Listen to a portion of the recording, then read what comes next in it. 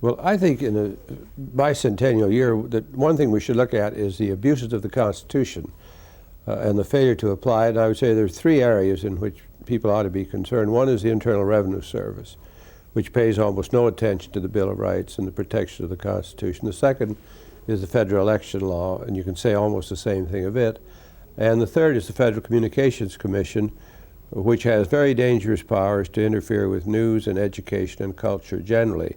And that rather than talking about amending the Constitution, the first concern should be to see to whether or not the Constitution is honored in practice.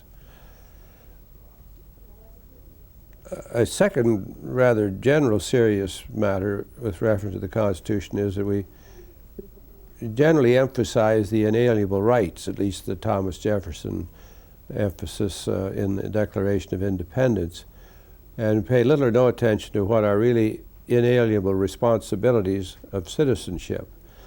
And there's three of them, basically, three supports of democratic government, all of which were recognized directly or indirectly by the Founding Fathers.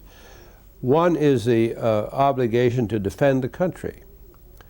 And I think the whole issue of the right to bear arms has to be interpreted in terms of the responsibility to defend the country, not to go out and shoot rabbits and so on, as they talk about it now. Thomas Jefferson was in favor of universal military service. Practically every student of democracy says the worst thing you can have for to stabilize it is a standing army, and what we have created is a volunteer army, which is really a mercenary army. The second support is participation in politics, and we've watered that down with the Federal Election Act and corporate PACs and organizations like Common Cause.